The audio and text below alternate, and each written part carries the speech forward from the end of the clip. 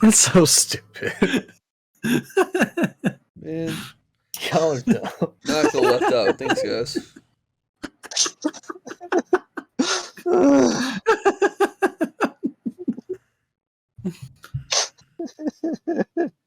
You're just not. God, whatever, you can see it.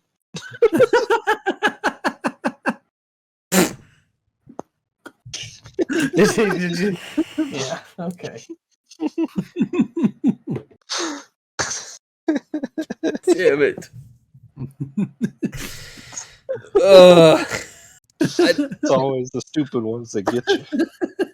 I kind of want to just start there if us talking about this meme, but I don't know if I can put that meme on the chat on the video. You know, Put it on there. Who cares? probably not. I just I'm gonna vote. just blurred the whole image. It's just pixelated. You won't know what it is. Something will happen in the render, and it'll just be just blatantly there, like Ludwig's nutsack the other day. Yeah, that was interesting. Oh, with that being said, thank you all for tuning in. We got me, we got Jake, we got Jimmy, we got Nick. What's up? There you go. Howdy. Really unfortunate Fluff couldn't make it out. Nah, it really sucks. He wanted to. He was late to his Oath Keepers meeting and couldn't make it out to Will you recording. stop saying that about people? Like, that's probably gonna get this demonetized. Like, it's funny, I guess, but like, we're from Kentucky. People might believe that.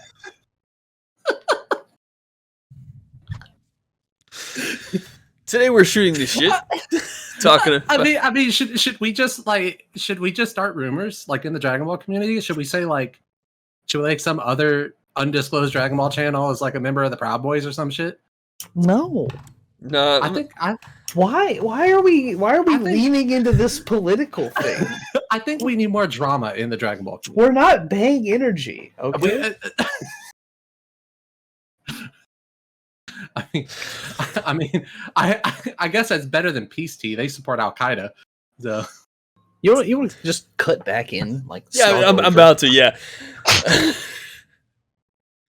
it's been weird. Nice dicing. Appreciate it, guys. you could just bleep the things I said. You can bleep the proper nouns. Oh, he's gonna bleep everything you said. Don't worry. That's B-roll, baby. This is Patreon content. Today we're shooting the shit, talking about off-camera games, maybe a secret we haven't talked about on the channel yet, and whatever the hell's. Hell else. I'm combining the word else and hell together for some reason. I don't know why. But whatever else we want to talk about. You guys had a fun mirror match. I know you didn't want to talk about this, but let's talk about it. It's not that I don't want to talk about it. It's about like how deep do we want to talk about it. Maybe we want to start elsewhere and come to this later. Leave this as kind of like a tease. So, how about this for this channel for the week on the channels? We got Jimmy 3 times. Woo! We got Jimmy playing. This is a good time to tell you I can't record. That sucks for you. We got Jimmy playing Gamma. In the first round, he played it against. Was it Nick? No, Jake. Me. Jake. Same deck almost. Bardock Shrew versus Gamma. Round 2 was Garlic Jr. versus Gamma. And then round 3, Jimmy changed the deck. So it wasn't Gamma. But he went to Apes, right? Yeah, starter Q. Starter Q versus Vegito, which was Fluff. So we'll have Fluff on the channel again. Look forward to that. It's probably the highlight of the week, I think, for people now. We'll get Fluff's Vegito deck profile. I'll be doing deck profile on Garlic Jr. And if we can sprinkle anything else, we will take care of that as well. Any reason why both of you guys wanted to play Bardock all of a sudden? I know you guys have been both working on it off and on. It just seemed like you guys brought both the exact same weekend. I was planning on playing Trunks and Vegeta, and at I think 12:50 last night, I was going through my card bag and looked at the sideboard for Trunks and Vegeta, and it was all blue cards. And I was like, maybe I should play a deck that's fully built. So I just played Bardock. And I bought the fucking Meta Leader, and I never got a chance to play it. So we're gonna play it. That's a display piece. Just put that shit up. For Just what? My gawk- back pocket? No, just gawk at it. Like put it like. Gawk. Where'd you Yeah, buy that but, metal like- leader at? Oh, I bought it on a little website. You might have heard of it. It's called tcgmetals.com. Tell us more, Nick. Oh, it's a great one-stop shop for all your metal leader needs. We're not paid to say that. Now, We're not. if I wanted to get like an acrylic Z leader or like maybe even like a metal commander for Magic the Gathering, could I get that there too? Yes, you You can. absolutely could. Well, it sounds like TCG Metals is the place for me. If you want to spice up your decks, spice up your deck life. TCG Metals. Why is he not paying us? He gives Bancroft stuff. Yeah, why does Bancroft get everything? It's his channel. No, it's not. It's our channel. Out of curiosity, didn't you guys get metal leaders? I mean, I purchased one. I mean, I got one for free. Dark Broly. I mean, Mm-hmm. you giving me that forced me to play the deck again. So in a way, I paid for it. I paid with my blood. I mean, I do have the leader setting on my desk, and it is very beautiful. All It's one of my favorite pieces. All jokes aside, no, like it's just been one of those things where I think when Fluff bought I think he bought AOD or Prison for me, and he bought Topo or SS4 Vegeta. I can't remember what the first two that he had purchased were, but like from that point on, I'm like, these are amazing, and I absolutely enjoy these things. So much so that I forget to bring leaders sometimes to the shop, like today. Hey, shout out to Bancroft being dumb. Yeah, Ooh. we're gonna have a fun camera match where I have to like put in the Garlic Jr. leader and turn it into my turn and possibly move the card around a lot because Jimmy's an asshole. If Bancroft makes any editing mistakes, you have to call it out in the video. Like how you call out every fucking misplay that we make. Just call out every editing mistake Bancroft makes. Misplays. Let's not talk about that one. Instead of misplays, just do that. Also, Bancroft, did you say you misplayed against me? I might have. I have to go back over the video. But we'll see when we Uh-oh. talk about that match on camera later. Nah, nobody will ever see that. Probably not. It's Garlic Jr. Nobody's gonna click on that. What possessed you to play that? Promos. So Almost. I joked about when the new promos were released that these are for decks that I play and actually enjoyed, the decks that no one wanted to touch at our locals, like Garlic Jr., Tax Vegeta, the Gohan deck that just flips and does nothing else besides that. And they made promos for all those decks. So I'm going to probably slowly go back over all those decks and new promos. I got my hands on all four of the Roshis finally. And apparently a fifth one today, so Jake took that one for me. The deck was phenomenal, actually, with that promo. I think it literally...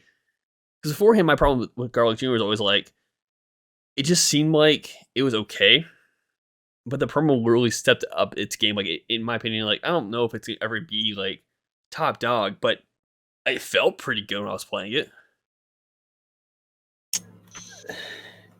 Yellow's just such a strong color in general that I feel like it can carry just about any engine to like a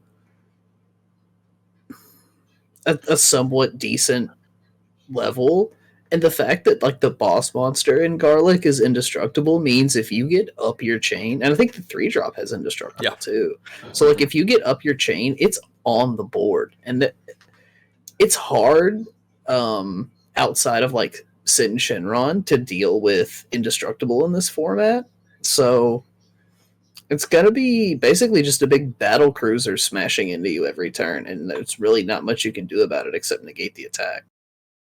And just to make sure I didn't misplay this real quick, indestructible cannot be removed by skills, period. So even like my last round, which is on camera, I played against Goku Black Zamasu, the one that wants to get your when it gets your opponent to 8 energy, it could do 4 damage to them.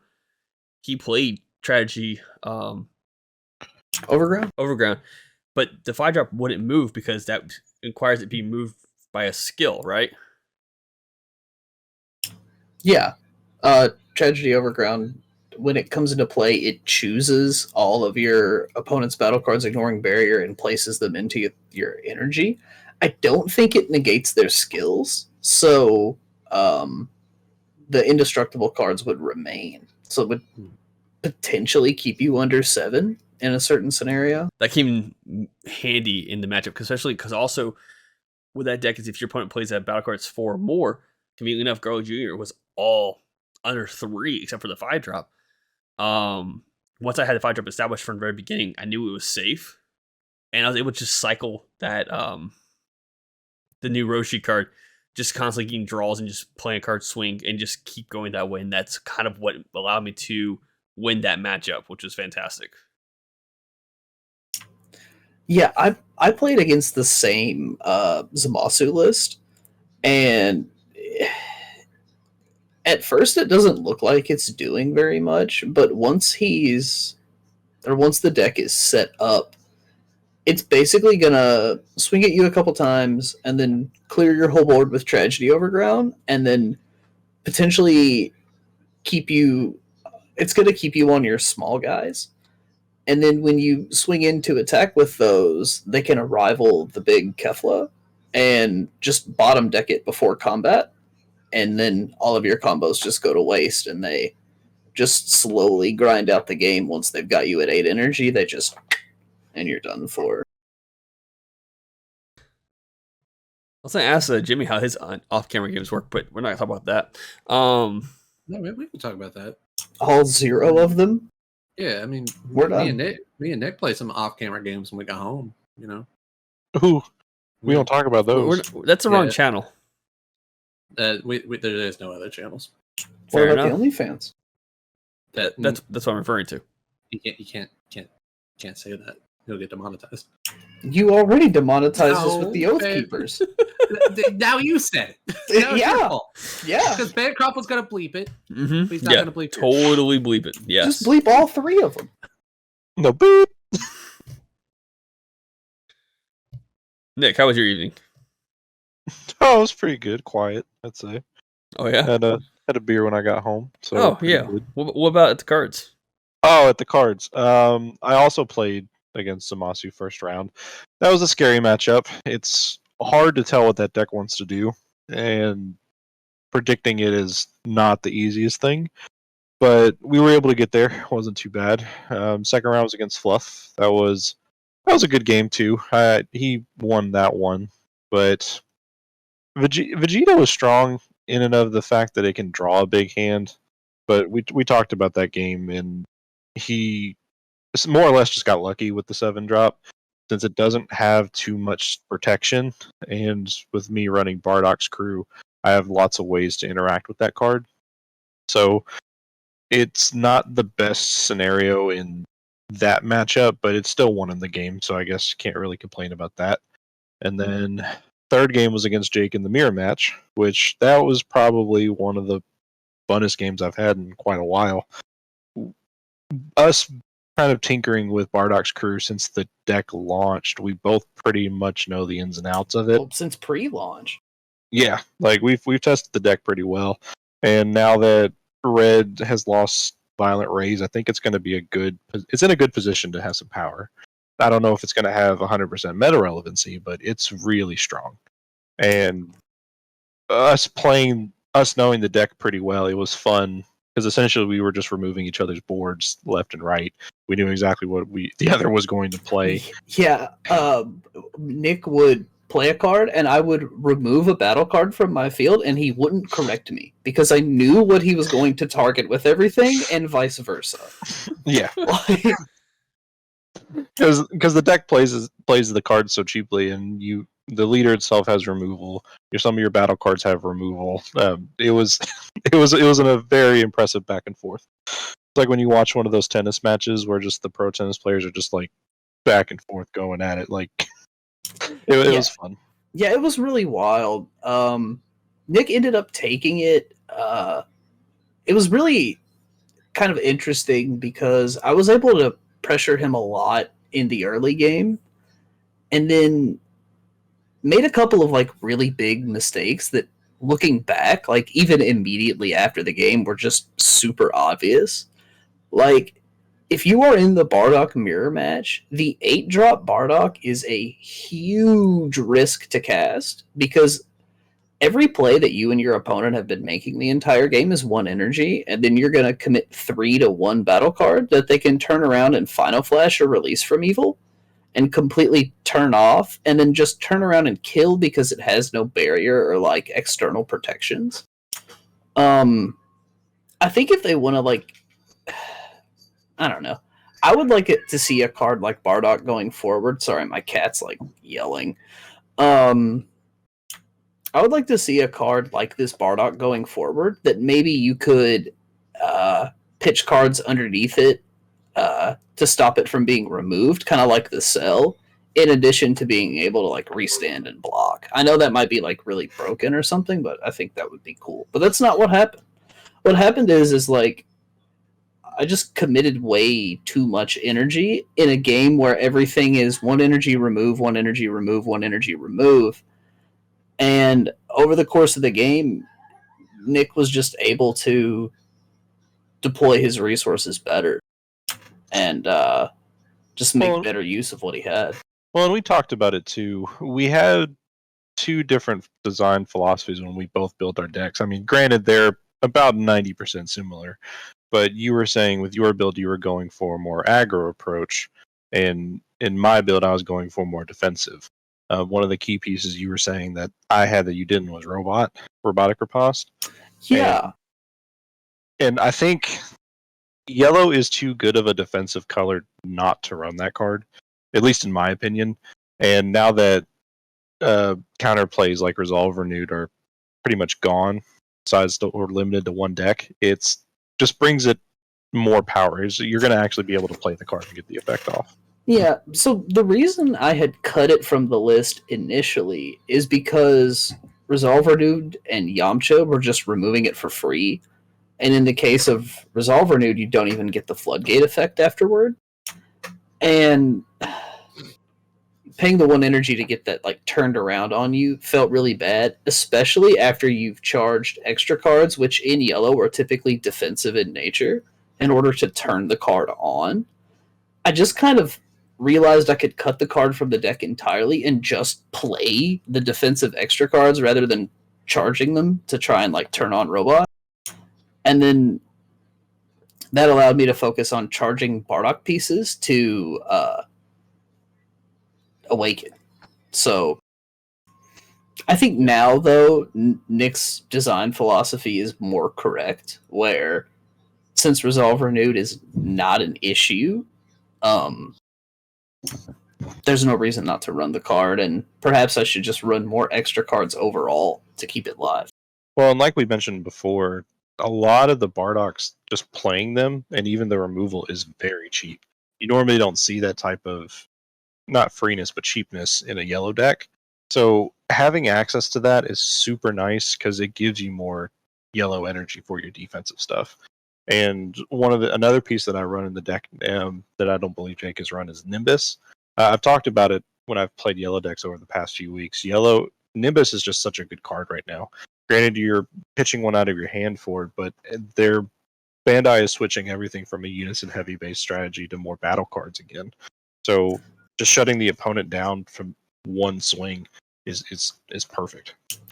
I had Nimbus in the board, but when you and I sat down, we both kind of just wanted to see what the matchup was like going in Raw, and neither of us sideboarded at all. I think looking back, had I gone into the board, I would have brought my 2 copies of Nimbus in for sure. Yeah, I think it's the right move, especially with metas going very spammy. It's good call. The reason why I didn't, so I was playing yellow as well, and I thought about putting Nimbus in my sideboard, but I realized Garlic Jr.'s negate itself is actually pretty good, and I felt okay not worrying about it. So it has a steep cost there, I think. You need 4 Demon Clans on the board in order to get its effect, but it's free to play, and your opponent only gets 1 more attack. Could you play the AOD Garlic Jr. negate in there? You could. It takes 2 energy to play it, and it's not an evolve target for the 5-drop. And if you're not playing any other AOD cards, it won't search for anything for you. I did look at that for a brief moment. I was like, oh yeah, it's 2 costs. It's not an evolve target, so never mind. Do it anyway. You're right. I should just do it anyways. Yeah. Run the Slug Super. Ooh. Y- No one yeah. will. Yeah. Yeah, and then throw some yellow green arrival in there. Oh man, that's like a fantastic idea. Yeah. Speaking of fantastic ideas, let's talk about this secret rare we haven't talked about yet on the channel. Gohan. Sun Gohan Beyond the Ultimate. I feel like every week so far we kind of touch base on at least one of the secret rares, and just they so happen to drop this one on the Sunday that our last video dropped. I was like, man, if we just waited like 8 hours and recorded it, we would have had this information ahead of time. I mean, we kind of had an idea of what this card would be like, but it's fantastic. It's the best way to put it, in my opinion. Really strong.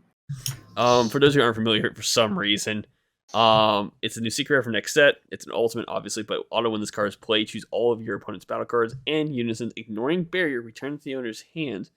And if your opponent has more cards in their hand than you place one card from your opponent's life to the bottom of their deck. There is no limitation to that, so if they have 1 life left, that is game. Activate main/battle. Once per turn, choose up to one of your cards. Choose up to 2 of your cards, switch them to active mode. And if you switch this card to active mode by this skill, it gains crit for the turn. And then activate main for 2 blue energy. If your leader's blue and you have 3 or more energy, you place 2 cards from your hand to the bottom of your deck. Play this card from your hand. Like, for me, it gives me a reason to go back to Soul Striker. I mean, obviously there's better options for this card, I feel like, but Soul Striker is like a strong option to go back to, I feel like, with this secret rare.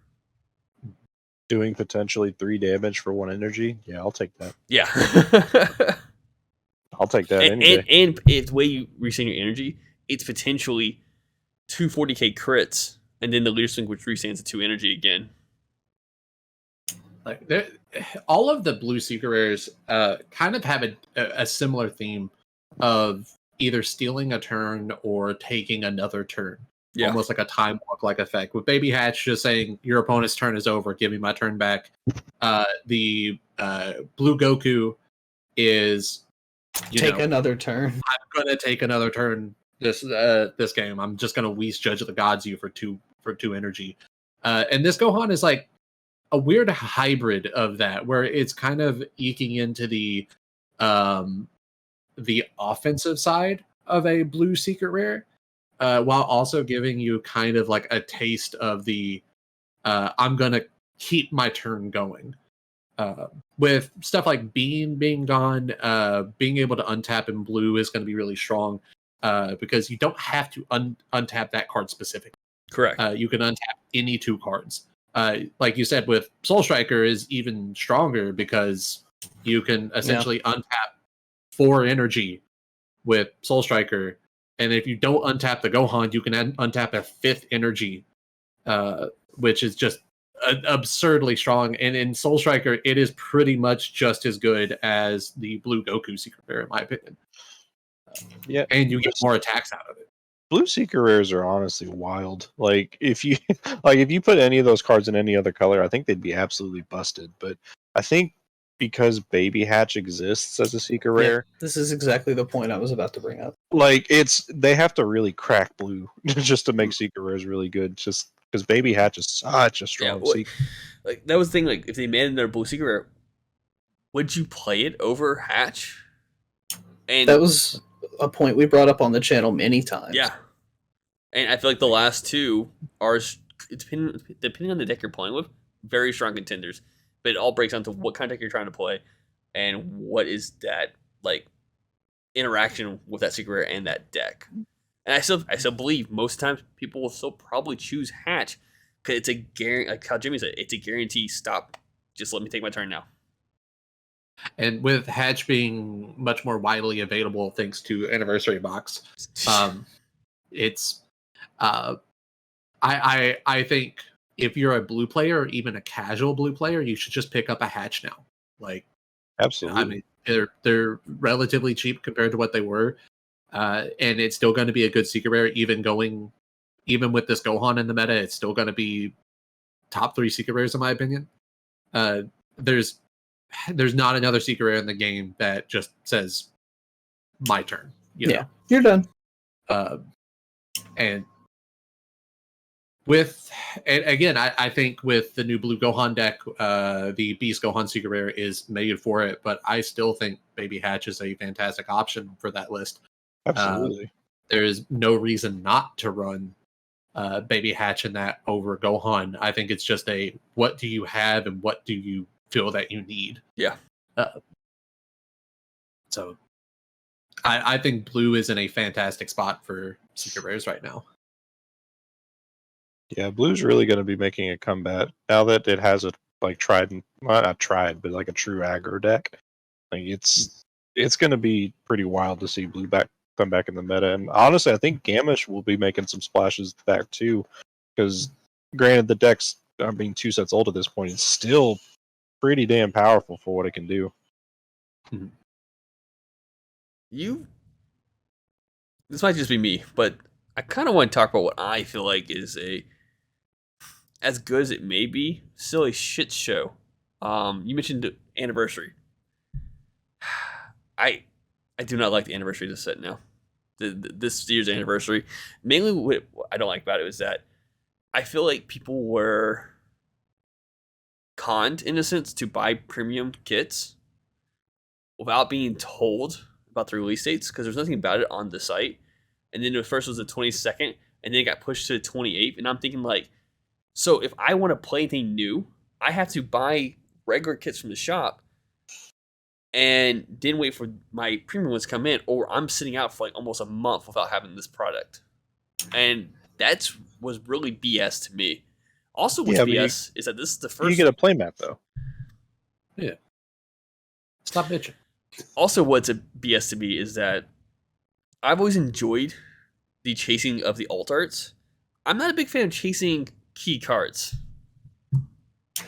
The design of the Zenkai packs in both the starter decks and the anniversary box is kind of showing that Dragon Ball's leaning more into you're going to need to buy multiple copies of products that you used to be able to just guarantee get what you need out of. And I don't want to say it's like anti-consumer. I feel like that's a strong term, but it definitely feels bad from a player perspective. Especially, and Nick and I were talking about this last night off camera, but especially when Bandai is going to be hosting 4 trading card games, basically, even if the other one is going to be run by Bandai Japan. And there's going to be a lot of crossover. Like, a lot of people that like Dragon Ball like One Piece. Like, people that like Digimon might like this new game. And if we're going to have to chase cards in multiple games, it's literally going to price people out of potentially your entire ecosystem. Like, I can't afford Dragon Ball, I can't afford One Piece. And instead of just giving up one game, and maybe I'll just sell out of everything and buy baseball equipment and just pick up a new hobby altogether. You know? I'm just picking a random thing. Yeah, not to go too far in that direction on going back to the anniversary box. I think the anniversary box this year was a fantastic switch up to the original one. I think having the secret rare reprints is huge. Yes, I would agree with that. Being that only one of them is really, really viable, being Baby Hatch, you can't really ask for them to reprint something like Apex or whatever other secret rare, Gohan Piccolo. Yeah. You can't really ask them to do something like that in a product like this, but I feel that the secret rare reprints is a great step in the right direction when it comes to reprints. I think the Zenkai, the Z-Deck packs is just really bad. I feel like if they did alt arts of those and just gave you them in the set, like non-foil, whatever, that is a lot better. And you still have a reason to buy more boxes and chase things. Well, same thing with like starter decks. With the packs in there, I think Bandai is trying to give a reason for established players to buy a starter deck other than the starter rares, to keep chasing a starter deck. I don't like the packs in the starter deck. I feel like those could easily have just been box toppers and it would have done the same exact thing. Also, the product being labeled a starter deck. Imagine if you bought the yellow deck and opened the blue card and you've never played the game before. You would assume that that card goes with the other ones that you've just bought because they all came in the same box. If you've never played or a card game or Dragon Ball before, like I think if you're gonna do like that randomized kind of thing, maybe put it like in the ultimate decks or I think a really good place for that would be premium packs since they're a randomized product already. Just have everything in the little box be random instead of having the known quantity promos, and then move those known quantity promos to the starter deck line and make sure they're on color at least with the starter deck that exists. One thing I will say too is it's not really a good idea. At least I think it's not a good idea for them to make sets like this where things are random from a brand new mechanic. Like if they want people to try out the new mechanic and they want to try out the stuff that people want to play, like say you're a big Baby fan and there's the new Super Baby 2 or Baby Battle card that's in the anniversary box. Say you really want to play and you buy say 2 anniversary boxes, and chances are you could pull none. Yeah.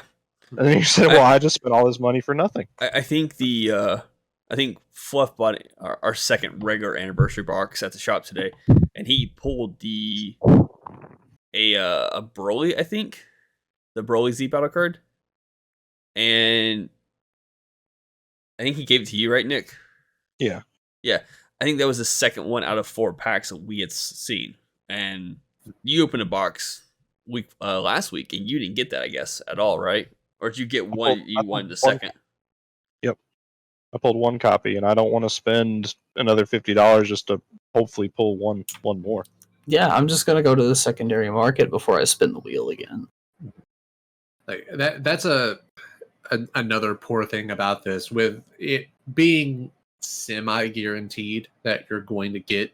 It's a very small card base, so the secondary market on those cards is not going to be very high to begin with, and that is going to drive players to go there and spend their money instead of at card shops, which you should always support your local card shop when you can. Sometimes the prices might be higher than the secondary market, but you should still try to support them. You can't play cards at eBay, so don't buy all your cards on eBay. Yeah. But I feel like the best way, I don't think this should be a call to action in any way, but I think the best way to get Bandai's attention with this is make sure card shops complain about products like these. I don't think the anniversary box is a failure of a product. I actually really enjoyed the anniversary box this time around. I like all the cards in it. I like the extra bonuses that are within the box. I think the premium box is a really cool idea, except for the logistics of it. And then the map being misprinted without a warp. So shout out to Bandai for that one. But if you are someone that is very upset about this product, make sure your shop knows and make sure they comment to their distributor so their distributors can talk to Bandai. But I don't think it's necessary. I think this product is fine. Like I said, I'm just a little upset that I have to wait like a whole fucking month to get. Especially if you order 2 of them. Yeah. With the idea that you're going to have your set of cards, especially with the cool foiling and everything. Also, I had no idea, and this might just me just not paying attention. I had no idea the cards were going to be foiled in the regular boxes. That was like to me like, oh, it's the cool silver foiling. All right, this sounds great. And then these are foiled too. Oh, no. Okay. Whatever. My main concern is mainly just the date, and then realizing like I'm pulling like I think every pack I've opened so far, or at least I've seen Fluff or I open up. We have 4 of the Janemba Z leaders. We have 4 of the Black Broly Z leaders. We have 4 of another Z leader. I'm like, every pack we've opened has had these Z leaders, but I need this one. I need another Gohan Z battle card for my future Gohan deck. I only got 1 out of the 4 packs. That's frustrating. See, that's crazy. There's what, 2 packs in a box? Yeah. You got 1 out of 4 packs. I got 2 out of 2 packs. Yeah. It's just the numbers are just there, unfortunately. But yeah, I mean, I don't want to grab. I do agree with Jimmy. Like, I like the idea of the Secret Rare being one of the reprints. And when I was thinking about it as we were talking about it, the starter decks kind of messy, but at the same time, it did force the players to buy 2 of every starter deck in a sense. If you want to make sure you got what you got, because we got a 2-2, 3-3 ratio on those cards, which felt pretty nice. I wish Oolong was a 3 ratio instead of a 2 ratio for us. But we also did get the Mythic set this year, which was entirely reprints, and it might be why there was a lack of reprints. Still a fantastic set. Oh yeah, no, absolutely love it. I don't know if we need one every year, but I would like to see more Mythic reprint type sets. Oh yeah. Something else to note about the anniversary box is the errata cards. Yeah, the revision packs. I like the revision packs. I think it's a really good idea, especially with new players sitting down at a table and playing their cards, and then you have to tell them your card doesn't work the way it's read. Yeah. Think of a card like Sensu Bean. It's so prominent. It's in almost every blue structure deck that has been since the U6 structure deck. The dawn of time, yeah. And you have all of these printings of a card that is so common, and now it works differently than what it says on the card. And that card just missed the anniversary box. Yeah, just missed the anniversary box. But stuff like the revision pack, I think, is a fantastic addition to something like this. The only thing is, I wish that instead of doing it in a product that you pay for, that established players are going to be buying, that already have a lot of these cards, and some of these cards are just completely useless. They're just cards that have gotten errataed because they need an errata, and there's no reason to have that card. My favorite one is the Kaioken Goku. Like, it did not need a revision card at all, but we got that. Yeah, but I would like to see this product be something like, for maybe have 1 or 2 revision sets a year, and they come alongside a shop championship kit or something like that could be handed out for free to players, or even in tournament kits. Throw in, make the presses run an extra 30 minutes every night and print off some revised cards to be able to hand out at shops, especially with massive erratas with stuff like, Violent Rays and Sensu Bean, those are very important erratas. And to talk about the newer player base doesn't know what an errata is if this is their first card game. And they sit down, and it feels bad. It's necessary, but it feels bad telling them what you're reading is wrong. This is what the card actually does. And it's better just to hand them a card with the correct text on. I remember having to do that against a player in one of our shop tournaments that activated World Peace and tried to get like a 9 drop out of the drop area, and that was like the whole thing of their deck. And I was like, man, I'm sorry. Like, that doesn't do that anymore. I used to play that same deck. That's awesome, but it doesn't do that anymore. Yeah. Well, I think that's it. Unless there's anything else you guys want to talk about. Nope. Actually, hang on. I got something, guys. The Astros won the World Series. If you're a baseball fan, I was just there you go. My buddy texted that to me, even though he knows I'm not a baseball fan. There we go. YouTube seems to think I'm a baseball fan. YouTube does a lot of baseball videos. YouTube does a lot of weird things. Yeah. All right, with that being said, thank you for the opportunity. Keep in mind, there's buttons down below. There's links. Click them. They're there for a reason. Didn't talk about it, but there's a Whatnot link. If you want to save $15 off your first Whatnot purchase, hit the link down below. It helps you. It helps us. And yeah, guys, thanks for tuning in. And you guys want to maybe just clip that part and put it over the very beginning of it. Yeah, that works. Just have it on a loop. Yeah, that's the entire 45-ish minutes of the video. Guys, lead us out. Nick just shit. It sounded like it. I ripped open my pack and I pulled a turd. Whoa. So Bancroft, is AOP gonna pay for our Kings Island passes? We're making content out of it, right?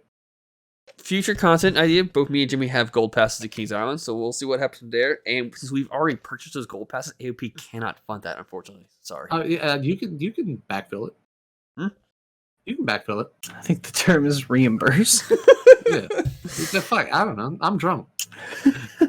Like always, read your cards and know your plays. Fluff out.